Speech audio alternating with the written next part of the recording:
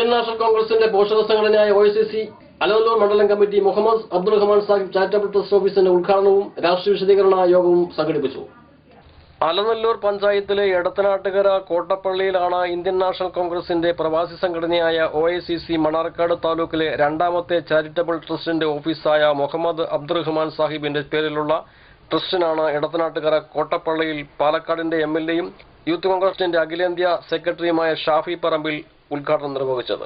തുടർന്ന് നടന്ന രാഷ്ട്രീയ വിശദീകരണ യോഗത്തിലും അദ്ദേഹം പങ്കെടുത്ത് പ്രസംഗിച്ചു. ഇന്ത്യയുടെ സ്വാതന്ത്ര്യത്തിനു വേണ്ടി ഇന്ത്യയിൽ ഹിന്ദുവും മുസ്ലിമും ക്രിസ്ത്യാനിയും മറ്റു മതസ്ഥരും ഒരുമിച്ച് നിന്നതുകൊണ്ടാണ് ബ്രിട്ടീഷുകാരുടെ കയ്യിൽ നിന്നും സ്വാതന്ത്ര്യം പിടിച്ചെടുക്കാൻ നമുക്ക് കഴിഞ്ഞത്. അങ്ങനെയുള്ള രാജ്യത്ത് ജാതിയുടെയും മതത്തിന്റെയും ബീഫിന്റെയും പശുവിന്റെയും വസ്ത്രത്തിന്റെയും ഭക്ഷണത്തിന്റെയും പേര് പറഞ്ഞ് രാജ്യത്തെ ശംഖുശക്തികൾ ഭിന്നിപ്പിച്ചാണ് രാജ്യത്തെ കൊണ്ടുപോകുന്നത്.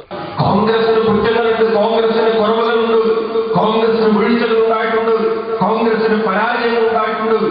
പക്ഷെ സ്റ്റേറ്റ് സ്പോൺസേഡ് ടെററിസം എന്ന് പറയുന്നത് പോലെ ഒരു സംസ്ഥാനത്തിന്റെയും രാജ്യത്തിന്റെയും ഭരണകൂടങ്ങൾ ഫാസിസ്റ്റുകളെ, ക്രിമിനലുകളെ അവരുടെ കയ്യിൽ സർവ്വ ആയുധങ്ങളും സർവ്വ അധികാരങ്ങളും കൊടുത്ത് നാട്ടിൽ അഴിഞ്ഞാടാൻ അനുവദിച്ച് ജാതിയുടെ പേരിൽ മതത്തിന്റെ പേരിൽ ആളുകളെ കൊന്നു തള്ളുമ്പോ പ്രതികരണത്തിന്റെ ഒരു നടപടിയും എടുക്കാതെ ഇവിടുത്തെ ഭരണകൂടം പഞ്ചപുച്ചമടക്കി ഓശാനിൽ നിന്ന് അത് ഓശാനുമാണെന്ന ഈ ഫാസിസ്റ്റുകളുടെ ഭരണം ഇന്ത്യ രാജ്യത്ത് കൊടുമ്പിരി കൊള്ളുമ്പോ, ഈ ഭരണം ഇന്ത്യ രാജ്യത്തിന്റെ സമാധാനം തകർക്കുമ്പോ, ഈ ഭരണം ജുനൈദുമാരെ സൃഷ്ടിക്കുമ്പോ, ഈ ഭരണം അഖിലാഖുമാരെ സൃഷ്ടിക്കുമ്പോ, ഈ ഭരണം ഈ നാട്ടിലെ സാധാരണക്കാരനായ ഹൈന്ദവ മതവിശ്വാസിയുടെ അവന്റെ ഏറ്റവും വലിയ മൂല്യങ്ങളെ ഈ നെറികെട്ട ഭരണം ചോദ്യം ചെയ്യുമ്പോ രാജ്യം ഒരിക്കലും കൂടി പ്രതീക്ഷയോടെ ഉറ്റുനോക്കുന്നത്, ഒരു സംശയം വേണ്ട, ഒരു തിരിച്ചറിവിന് വേണ്ടി കാത്തു നിൽക്കുന്നത്, ഒരു തർക്കവും വേണ്ട, അത് ഇന്ത്യൻ നാഷണൽ കോൺഗ്രസിന്റെ മാത്രമാണ് എന്ന കാര്യം. പതിറ്റാണ്ട് കാലം കോൺഗ്രസ് ഈ നാട് ഭരിച്ചപ്പോൾ ഇത്തരത്തിലുള്ള വാക്ക് നിങ്ങൾക്ക് കേൾക്കാൻ കഴിഞ്ഞിട്ടുണ്ടാകില്ല.